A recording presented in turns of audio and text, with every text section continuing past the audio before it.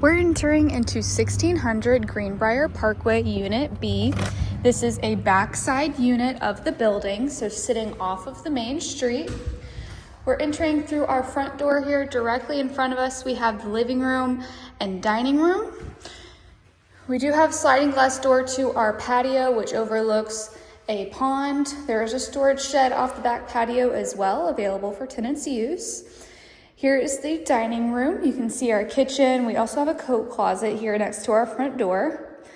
Tile flooring throughout the unit, so great for easy cleaning. And then here is that kitchen. We've got all appliances, nice large pantry as well. And then here is that living room again. We'll go down the hallway now. So first on our right is going to be one of the bedrooms. So here is bedroom number 1. This is the smaller of the 2 bedrooms, but still a very good size. We do have our closet as well. Heading back out. Deading into the end of the hallway here is our laundry closet. So indoor laundry, and then here is the master. This is the larger of the bedrooms.